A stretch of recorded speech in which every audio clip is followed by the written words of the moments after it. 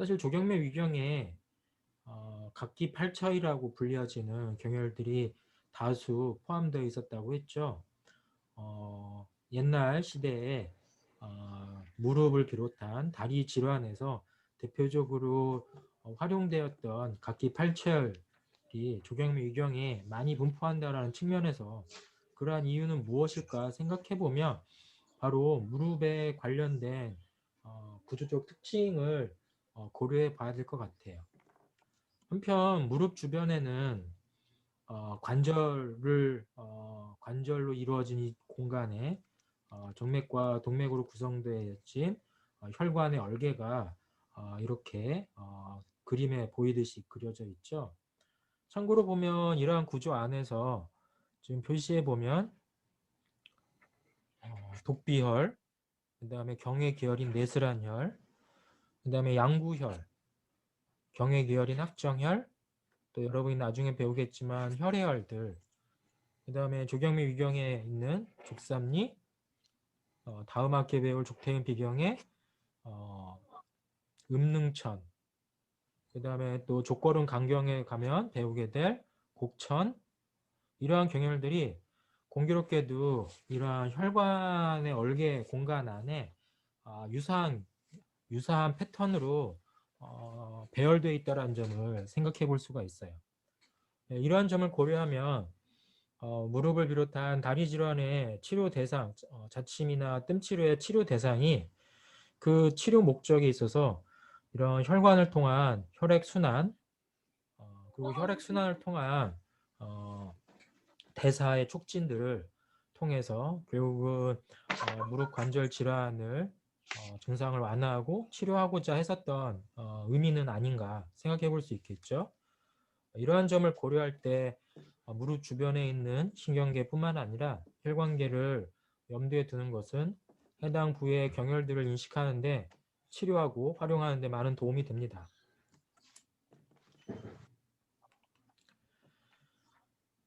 그런 점에서 독비혈과 그 다음 경외계열인 내스란에 대한 설명들을 지난 시간에 드렸었죠. 또한 독비혈과 내스란을 합쳐서 스란이라고 하는 경외계열적 형태를 표현하기도 했고요. 무릎 아래에 있는 경혈들, 특히 조경명 위경의 경혈들은 앞정강근의 패턴과 많이 연관이 되어 있다고 얘기했습니다. 그렇다면 앞정강근의 패턴은 어떤 식으로 인식해 봐야 될까요?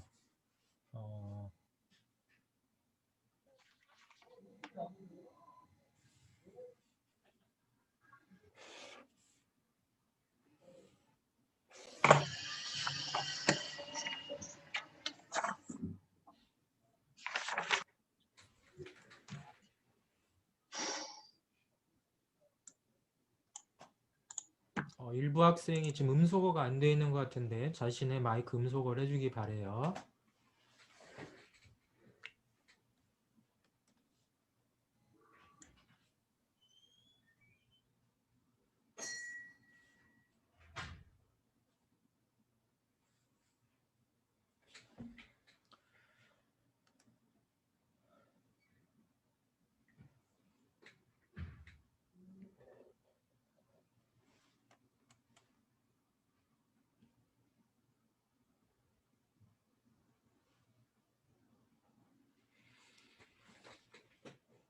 조경미 위경의 면이 앞쪽이죠. 무릎 앞쪽. 그러니까 이 면이 조경미 위경의 면입니다. 이 면을 덮고 있는 대표적인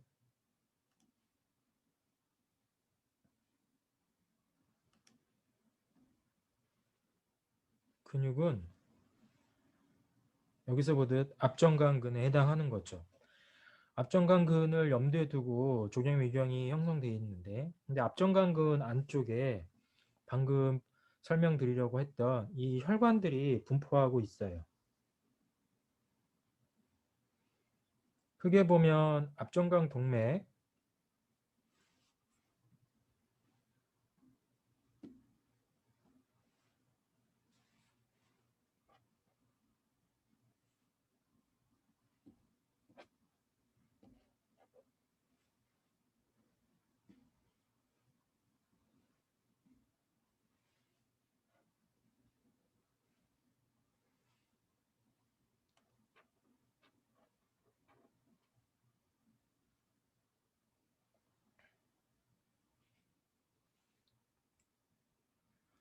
앞정강 동맥과 그다음에 앞정강 정맥으로 이루어져 있는 공간이 그 앞정강근 안쪽에 존재하는 거죠. 앞정강 동맥은 궁극적으로는 엎다리 동맥이 오금 부위를 통해서 정강뼈와 종아리뼈 사이를 통해서 정강뼈 앞쪽 가쪽면으로 발등까지 이어지는 주요 혈관입니다. 우리가 이 공간 안에서 비교할 때 족삼리의 위치가 바로 이 부위에 존재하거든요. 그리고 이 부위 밑으로 상거, 하거 등등의 경혈들이 앞정강근을 통해서 나열되어 있습니다. 이러한 점을 고려할 때 현재 지금 여러분들한테 설명드리고자 하는 족삼리에서 옛사람들은 이 앞정강근의 형태학적 특징을 관찰하고 설명하려고 들었죠. 그러한 점들을 먼저 여러분이 참고할 필요가 있고요. 그러면 출석 확인하시면서 제 나머지 수업을 진행하겠습니다. 족삼리에 대해서 옛 문헌에 보면 동맥에 대한 관찰 표현들이 등장하고 있죠. 족삼리 부위를 강하게 눌렀을 때 발등에 존재하는 동맥의 발동을 느낄 수 없다라고 하는 표현이 사실 드러나고 있는 것입니다. 이 부분을 통해서 우리는 족삼리가 이 앞정강 동맥과 관련되어 있는 공간에 분포하는 경혈이구나라는 걸 생각해 볼 수 있는 거죠.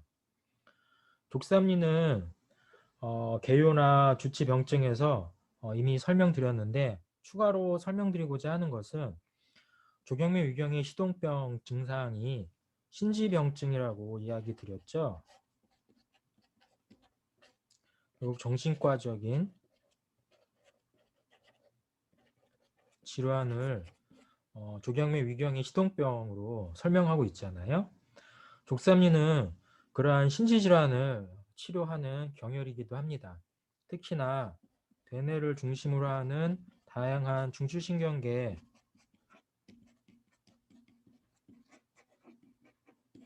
관련 병증을 치료하는 것들이 많이 밝혀져 있습니다.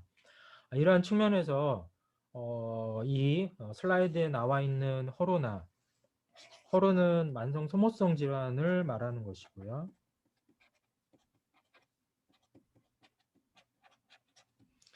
이런 만성 소모성 질환이나 위장관과 관련된 소화기 병증을 치료하는 거에 머무르는 게 아니라 결국은 신지 질환과 같은 중추신경계 관련 병증들을 또 족삼리가 치료하는 것으로 알려져 있는 만큼 조경미 위경의 시동병을 과 깊은 관련을 맺는 경위라고 얘기해 볼 수 있습니다. 그러한 측면에서 회항구치멸의 활용들은 바로 이러한 의미들을 중풍칠처혈에 대한 의미들은 이러한 내용들을 담고 있겠죠.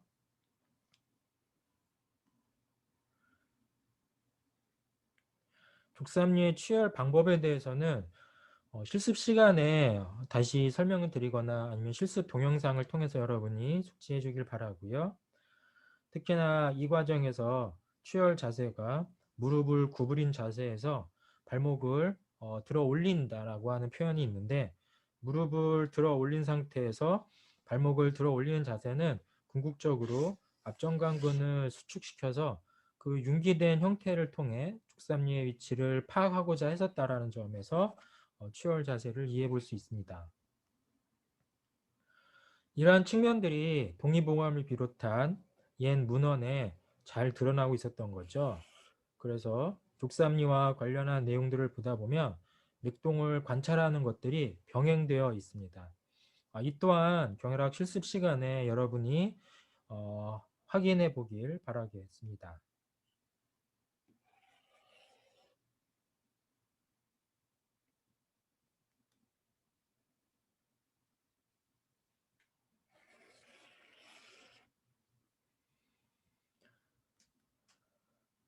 그러한 측면을 고려할 때 조경미 위경의 족삼리는 앞정강근을 염두에 두고 앞정강근 밑에 숨겨져 있는 정강동맥을 정강동맥 방향으로 타멸하고 자침한다라는 생각을 가지면 보다 여러분이 정확한 족삼리 자극을 할 수 있을 거라고 생각합니다. 그러한 측면에서 무릎 주변에 동맥과 정맥으로 구성되어진 혈관의 형태들을 확인하는 것은 여러분이 임상적인 활용 또한 해당 경혈들을 정확히 파악하는 데 중요한 요소라고 볼 수 있겠습니다. 아울러 족삼리와 관련되어 있는 혈관뿐만 아니라 신경의 입장에서도 지금 보면 종아리 신경이 종아리뼈의 머리를 통해서 앞전강근 뒤쪽으로 흘러서 발등 쪽으로 내려가고 있습니다. 우리는 이 신경을 깊은 종아리 신경, 깊은 비골 신경 등 형태로 부르고 있습니다. 그래서 족삼리를 비롯한 조경미 위경에 있어서의 신경학적 특징들은 바로 이 깊은 종아리 신경과도 관련성이 있다는 것을 참고할 필요가 있습니다. 그 과정에 조경미 위경의 족삼리, 상거허, 하거들이 앞전강근을 염두에 두고 찾는 과정에 족삼리와 상거 공간 사이에는 경의 기혈로서 람미혈이라고 해서 오늘날로 보면 충수에 해당하는 소장과 대장이 만나는 지역에 있어서의 충수에 해당하는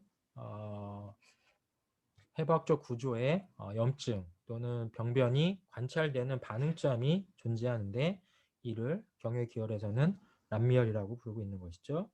그래서 이 부위들은 현대적으로 보면 충수염을 비롯한 각종 위장관 질환에 활용된다라고 얘기하고 있는 것이죠. 참고로 상거허는 육부 하합혈 중에 대장과 관련된 경혈이라고 알려져 있습니다.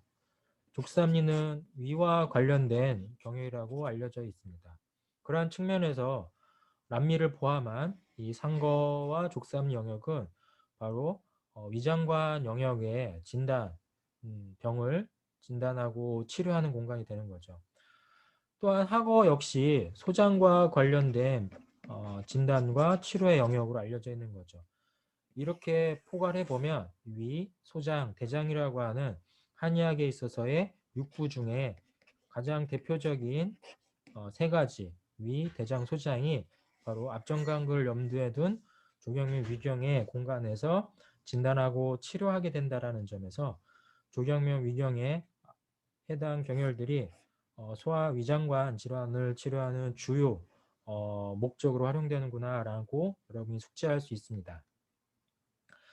그러한 내용을 담았을 때 상거의 이명이 상념이었지만 이 상념이 수양명 대장경 상념과 혼용되는 바람에 수양명 대장경의 상념에 잘못된 주치가 인용되기도 했다라는 점을 또 앞서 설명을 드렸죠. 그러한 측면들을 상거 설명하는 과정에서 여러분이 비교해 보길 바라고요. 조구혈은 독비라고 하는 무릎 관절면과 발목 관절면을 연결한 선이 골도분촌으로 16촌에 해당합니다. 이 16촌의 2등분선에 해당하는 공간이 독비 조구라고 하는 경혈이 있는데요. 조구혈 바로 아래에는 하거라고 하는 경혈이 있기 때문에 조구와 하거를 함께 염두에 두고 파악을 하게 되죠. 현대 한의학에서는 조구혈을 주로 다리병증에 많이 쓰는데 고전 문헌에 따라서는 조구혈을 담음에 관련된 병증 모델에서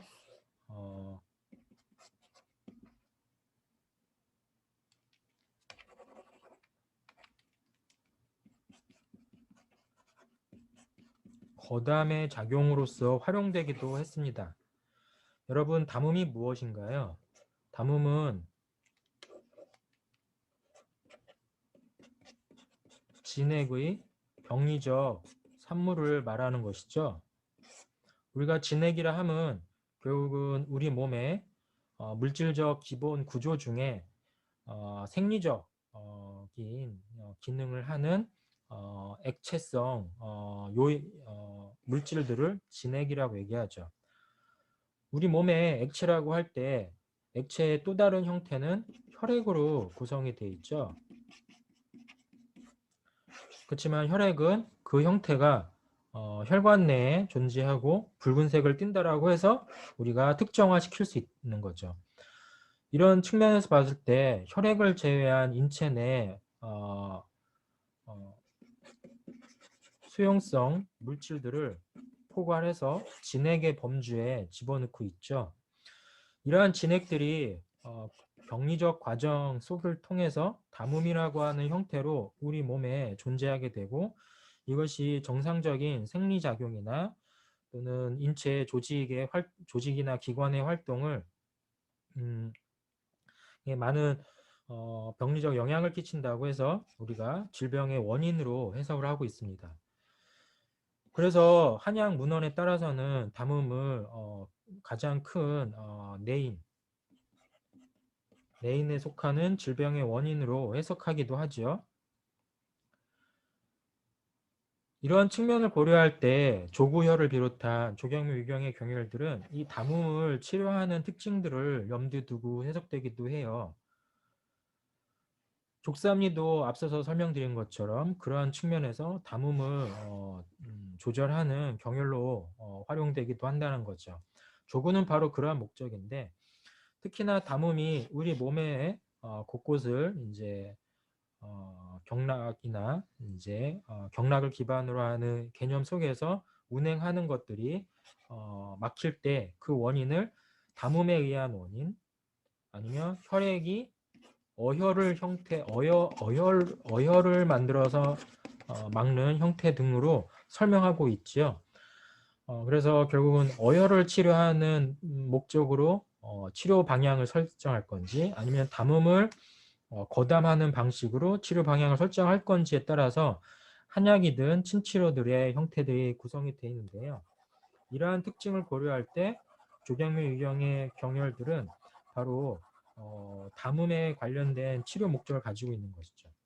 왜 이러한 해석이 존재할까요? 그것은 담음에 대한 생성 원인을 중초라고 하는 영역에서 담음에 문제가 생성된다고 인식했던 옛사람들의 사고방식과 해석방식과 관련이 있죠. 중초라고 하면 한의학적으로 보면 오늘날의 위장관과 관련되어 있는 영역이죠. 특히나 위를 기준으로 중초의 영역을 언급을 하고 있기 때문이죠. 그래서 담음과 중초의 관계는 굉장히 밀접한 관계에 따라서 결국은 담음의 치료를 조경미 위경에서 위장 질환을 치료하는 과정으로 해결하고자 하는 노력들을 했구나라고 생각해 볼 수 있는 것입니다.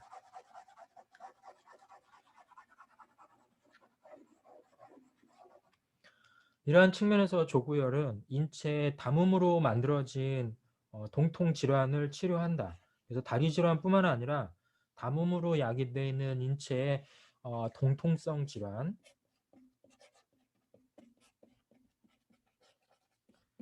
주로 근골격계에서 만들어지는 통증이라고 얘기할 수 있습니다. 을 치료하는 데 활용되어집니다. 이러한 측면들을 여러분이 나중에 친구 의학 시간에 같이 활용하게 될 거라는 점 생각해 보길 바랍니다. 하거혈입니다. 소장의 하합혈로서 하렴이라는 이명을 가지고 있죠. 그런 측면 때문에 수양명 대장경에 존재하는 하렴혈의 주치에 이 하거의 주치가 잘못 인용되어서 설명되었다라는 점을 설명드렸죠. 하거혈은 소장의 병증뿐만 아니라 임신 이후에 수유기 과정에 여성의 유방병증을 치료한다고 되어 있는데, 임신 출산 이후의 유방병증은 주로 수유장애 문제로 인한 유방의 병증입니다. 예를 들자면 저유증,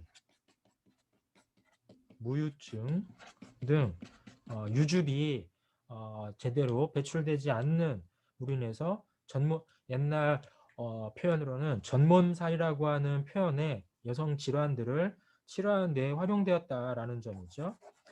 이러한 측면도 어찌 보면 결국은 담음이라고 하는 기본적인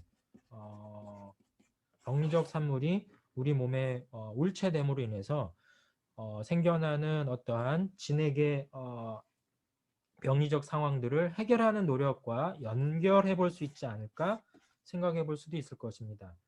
특히나 옛사람들은 소장이라고 하는 것을 진액이 생성되는 곳으로 설명하기도 했죠.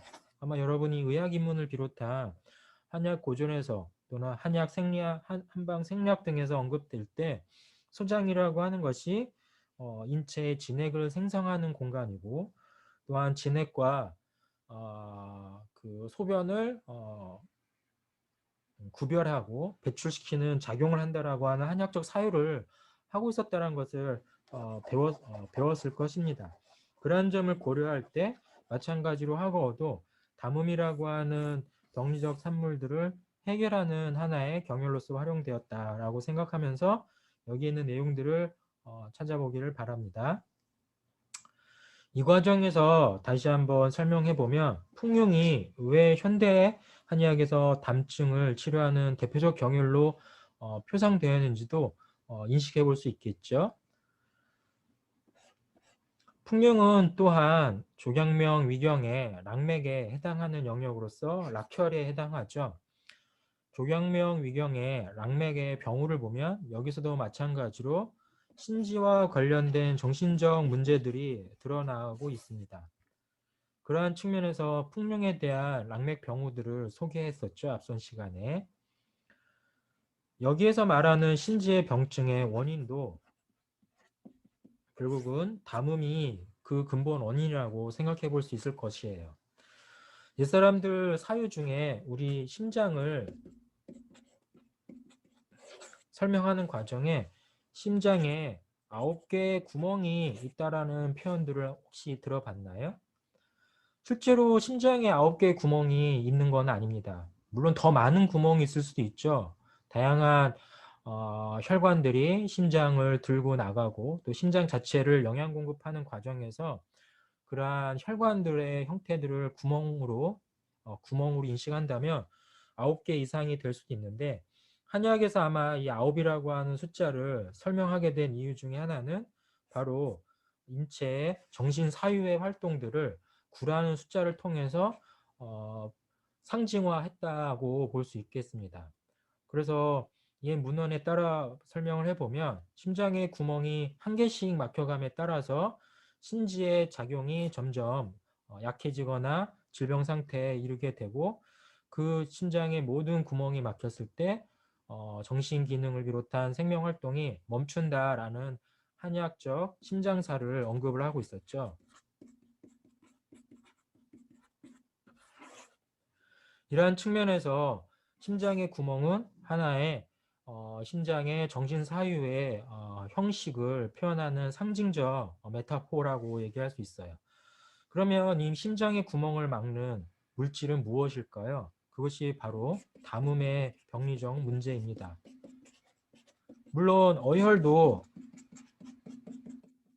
심장의 이러한 활동에 영향을 주는 구멍, 영향을 주는 요소로서 이 구멍을 막는다라고 해석할 수도 있겠죠. 이러한 두 가지 종류의 병리적 물질관이 결국은 인체 정신사유에 영향을 준다, 생명 기능에, 생명 활동에 영향을 준다고 생각할 때 풍룡은 바로 그 담음을 치료함으로써 결국은 정신사유의 문제를 정상적으로 돌리고자 했었던 모습을 볼 수 있습니다. 이러한 측면에서 풍룡의 위치는 조구나 하거의 위치에 가깝게 존재한다는 걸 알 수가 있고요. 한편 조구와 풍룡 주변에는 담음을 통한 동통성 질환을 치료하는 경외 기혈이 또 존재하고 있어요. 그것이 바로 청계혈입니다. 청계혈이라고 하는 경외 기혈은 위치적으로 보면 조구와 풍룡의 경계 지역에 존재하고 있고, 이를 찾기 위한 하나의 방법이 족삼리와 족서양 담경의 현종혈을 연결한 선의 이등분선을 찾는다라고 표현을 하고 있는데요. 사실 현종열은 가축복사에서 위로 3촌, 족삼리는 무릎관절에서 아래로 3촌, 결국은 무릎관절에서 가축복사까지가 18촌이라고 16촌이라고 얘기한다면 위에서 3촌, 아래에서 3촌을 뺀 이 공간이 10촌의 골도 분촌이 되는 거고 그 10촌의 중간 값이 결국은 1000개죠. 그렇게 봤을 때 결국은 족사 무릎관절면과 가축복사를 연결한 중점이 조구라고 얘기했잖아요. 그러니까 조구의 뒤쪽에 있는 것이 청계열이 되는 거죠. 그러한 경혈들이 가지는 경계결이 가지는 특징이 팔의 통증, 각기, 종아리 통증 등등등인데 이 모든 원인을 담음으로 비롯된 병리적 상태라고 해석해서 치료하기도 하였습니다. 이러한 점을 고려한다면 결국은 앞전강근 주변에 있는 조경미 위경의 경혈들은 담음을 기반으로 하는 신지병증을 치료하기도 하고 담음을 기반으로 하는 근골격계 질환을 치료하기도 하고 담음을 형성하게 되는 위장관 병증의 기능을 치료함으로써 결국 담음의 생성 기전을 줄이는 역할도 할 수 있는 이러한 경혈로서 활용되는구나 라고 여러분이 해석할 수 있습니다.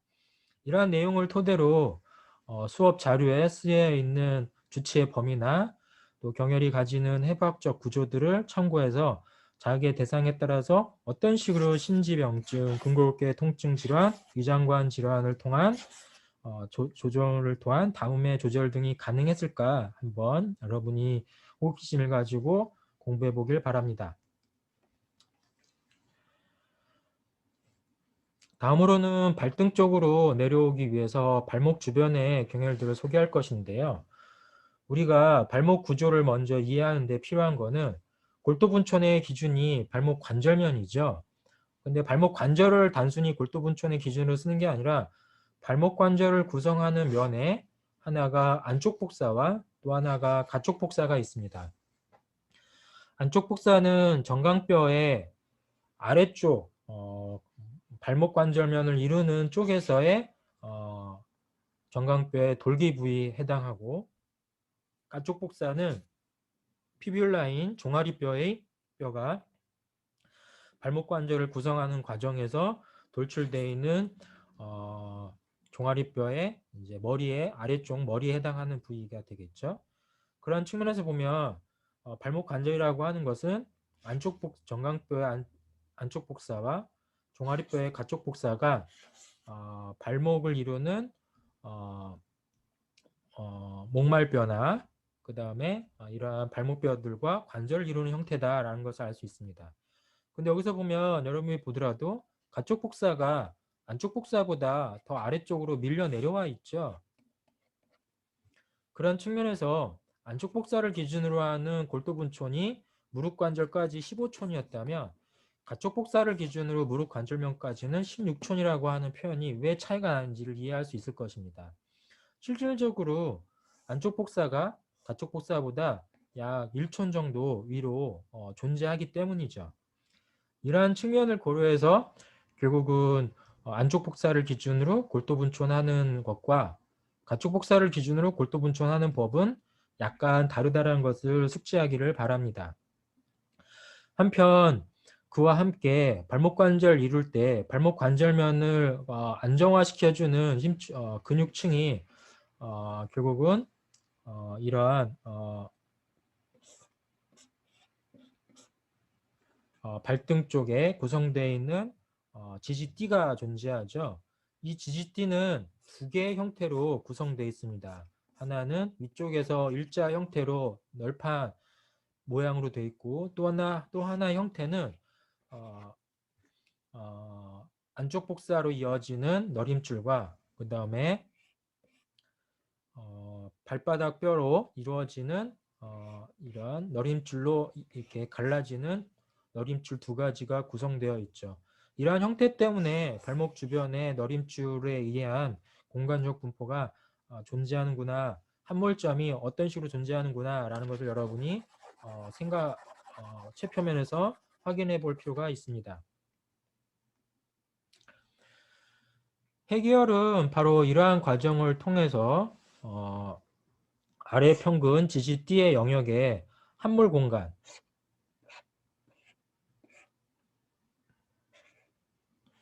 존재하는 곳에 해결이 있구나 라고 생각할 수 있고요. 이 해결의 위치는 발가락 평근과 그 다음에 엄지발가락, 긴 엄지 평근 사이에 함몰된 공간 안에 존재한다라고 여러분이 구분하길 바랍니다. 그 과정에서 얕은 종아리 신경이 발등 쪽으로 통과해서 엄지발가락과 두 번째 발가락으로 갈라지는 것을 찾아볼 수가 있겠죠. 이러한 특징 때문에 해결에는 결국은 얕은 종아리 신경이 관찰될 수 있다라고 생각하면서 이 내용을 살펴보면 좋겠어요. 해결 역시 조경미 위경의 신지병증을 치료하는 경혈입니다.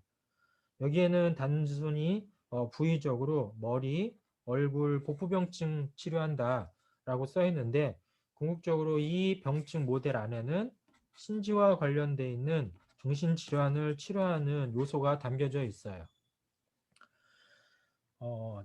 조경미 위경의 오수혈 중에 경혈로서 언급될 수 있는데, 사실은 이 부위가 오행의 입장에서 전통적으로 화의 속성을 가지고 있다고 얘기하고 있죠.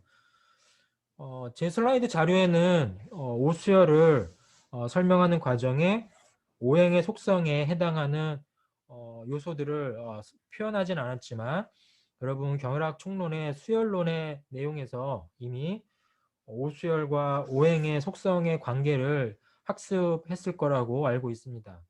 이것은 기본적으로 여러분이 총론의 이후부터는 숙지해야 될 기본 정보이기 때문에, 학습 내용이기 때문에 제가 슬라이드에서 구체적으로 이런 내용을 다루지 않더라도 여러분은 다 암기하고 숙지하고 있기를 바랍니다.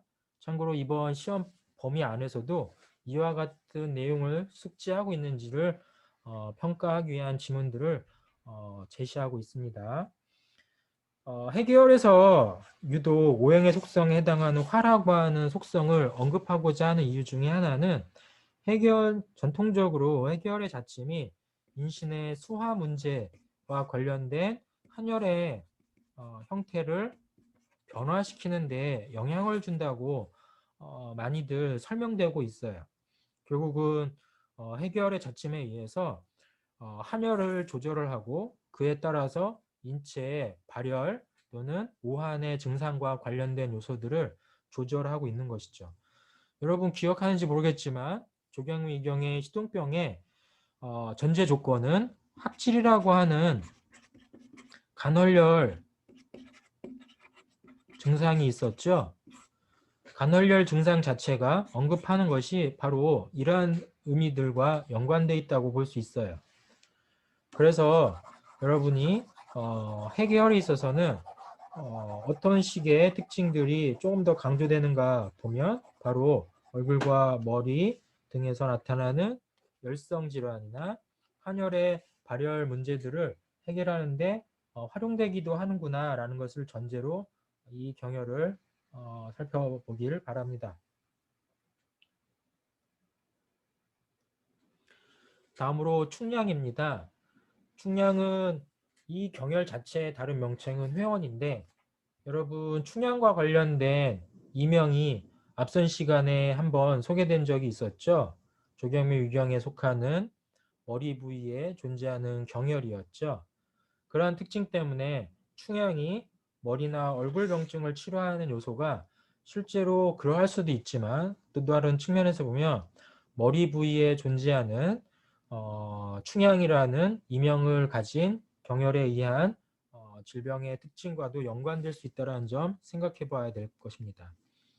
충량은 충자라고 하는 이름처럼 동맥과 관련된 형태들이 옛 문헌에서부터 등장하는데, 바로 이 동맥은 현재 우리가 찾을 때는 발등에 존재하는 발등 동맥이고요. 바로 이 발등 동맥은 그 기시가 앞 정강 동맥에서부터 발등 동맥으로 존재하는 거죠. 그래서 족삼리에서 말하는 혈관 압박에 의해서 맥동이 변한다는 걸 관찰할 때 바로 충양 부위에 있는 발등 동맥을 관찰함으로써 결국 족삼리의 위치를 찾는 데 참고하였다라는 걸 알 수 있습니다.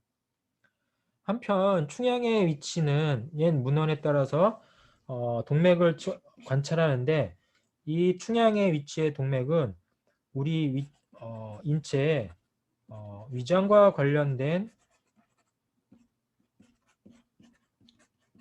중초의 기의 상태를 파악하는 데 활용되었다고 합니다.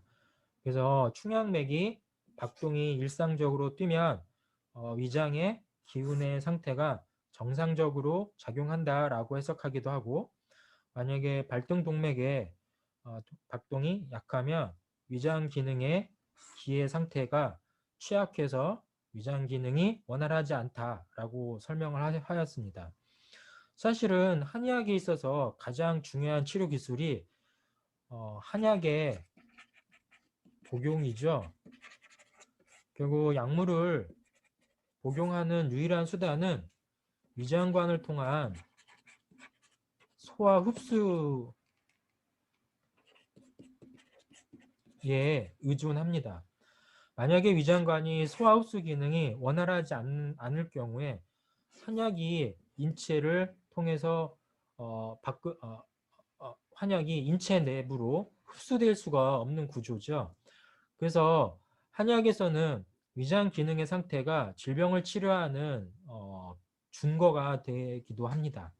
결국 위장 기능이 제대로 작용하지 못한다면 한약 복용을 통한 약물의 흡수가 일어나지 못하기 때문에 결국 제대로 치료할 수 없다라는 식으로 설명하는 것이죠.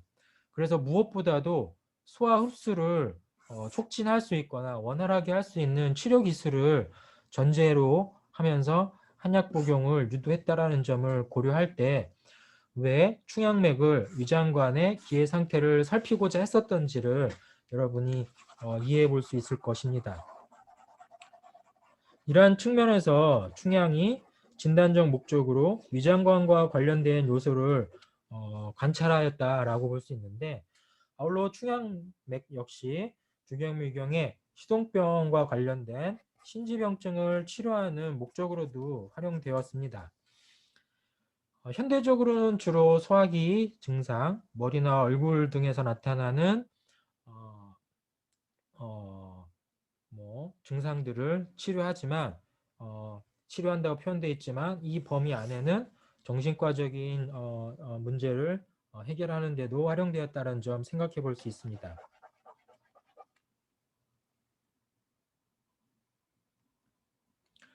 그러한 점에서 충양이 위치하는 부위의 동맥의 속성을 보면 좋겠는데요. 한편 충양은 결국은 발가락 사이로 내려가는 동맥의 분지를 만드는 공간에 해당하죠. 여러분이 나중에 족걸음 강경에 가서 배우면 이 부위에 태충이라고 하는 경혈이 있고, 또 오늘 배우는 나머지 경혈 중에 함곡이나 내정이라고 하는 경혈도 바로 이러한 동맥의 분지 영역에 다 있다는 걸 알 수 있습니다.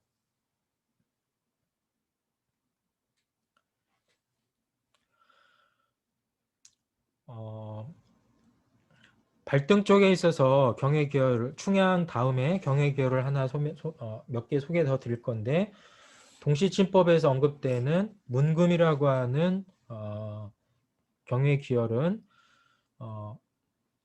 충양의 부위에서 두 번째, 세 번째 발어리뼈 사이에 존재하는 걸로 설명되어 있고, 이 경혈은 현재 위장관 염증, 코막힘, 그 다음에 관자놀이를 중심으로 하는 편두통 질환을 치료하는 걸로 되어 있습니다.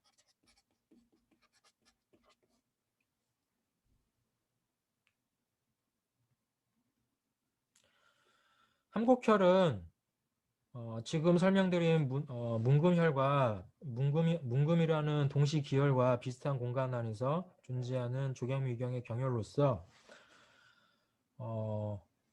두 번째 발허리 발가락 관절을 이루어지는 본절과 세 번째 발허리 발가락 관절이 이루어지는 본절이라고 하는 이 관절면의 몸통 가까운 쪽의 함몰 지역이라고 설명합니다. 조경미 유경의 5수열 중에 수열에 해당하고 수음의 병증, 소화기 병증. 여기서 말하는 수음의 의미도 담음의 또 다른 분류 I형, 서브타입이라고 얘기해 볼 수 있겠죠.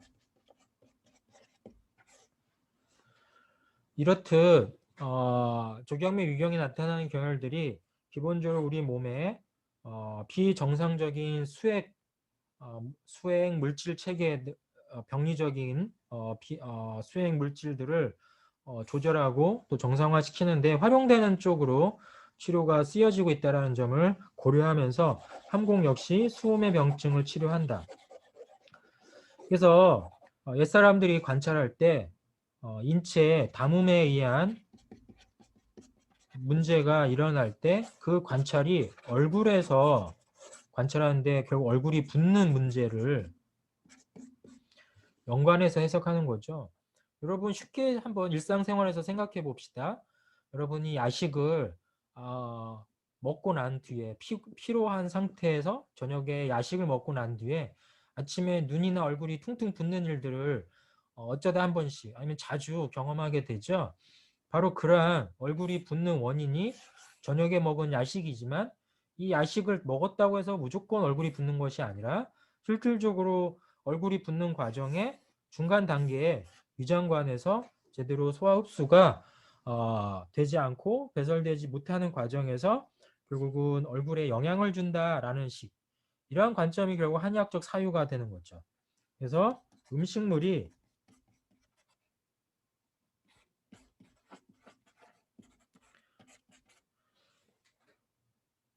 우리 몸에 들어와서 결국 진액을 만들어야 되는데 진액을 만들지 못하고 결국은 과도하게 잘못돼서 담음으로 갔다. 이런 식으로 결국 얼굴이 부었다라는 식으로. 그리고 이 얼굴 붓기 과정은 또 전신의 문제로 해석하기도 하는 거죠. 이러한 측면으로 연관 지어서 사유하는 과정이 결국 조경미 유경에서 관찰되었다라고 볼 수 있겠습니다. 그래서 조경미 유경의 무릎 아래에 있는 경혈들이 주로 담음이라고 하는 병리적 상황을 해소하는 데 있어서 위장관의 병증, 또 신지와 관련 신지병증이라고 할 수 있는 정신적인 문제들을 해결하는 데 활용되어진다라는 걸로 연관해서 파악하면 되겠습니다.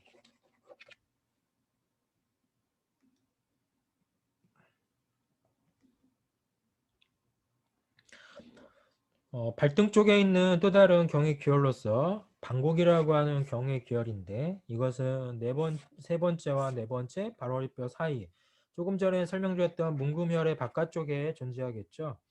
이와 같은 경혈은 요즘은 드물지만 소아마비 후유증과 같은 증상을 완화하는 데 활용되어졌다라고 얘기할 수 있고요. 내정혈입니다. 내정혈은 두 번째 발허리 발가락 관절, 세 번째 발허리 발가락 관절의 몸통 먼 쪽 함몰 지역으로 두 번째, 세 번째 발가락의 발삭 부위, 그래서 발삭 부위에 경계에 있다라고 얘기할 수 있죠. 여기도 마찬가지로 병증 모델이 옛 문헌에 따르면 조경미경의 시동병과 관련된 병증 모델에 활용되어지고 그 과정에서 결국 현대적으로 머리, 얼굴, 소화기 병증, 위장관을 포함한 소화기 병증에 내정이 활용되어지는구나 라고 생각하면 되겠습니다. 특히나 소화기 관련 병증, 급성,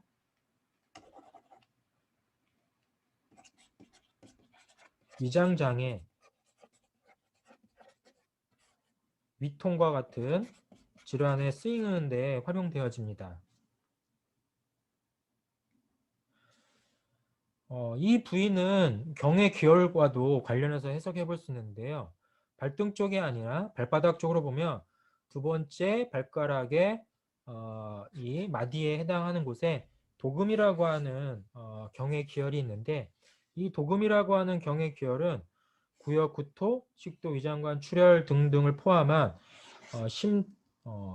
급성 심장 발작과 같은 통증이나 통증 등의 응급 구급혈로 쓰이고 있다라고 하는 것을 볼 수 있고요.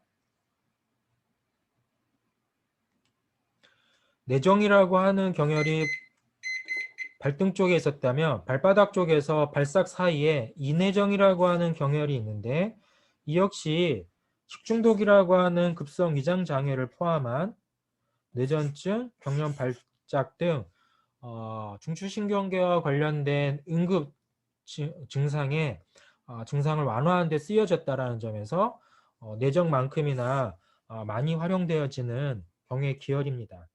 이러한 점을 고려할 때 두 번째와 세 번째 발가락 사이를 중심으로 하는 영역이 단순히 조경미 유경의 영역을 넘어서 중추신경계나 다양한 위장관 질환의 급성기를 치료하는데 활용되기 위한 방안으로 내정, 도금, 이내정 등이 존재하는구나 라는 것을 참고해서 내용을 파악하기를 바랍니다.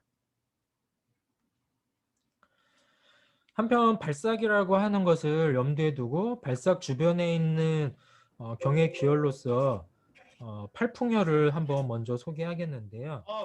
엄지, 검지, 그러니까 엄지발가락, 각각의 발가락 사이에 발삭 사이에 존재하는 네 마디를 양쪽 발가락으로 합쳐서 8부위에 풍이라고 하는 이름을 붙여서 팔풍이라고 표현하고 있습니다.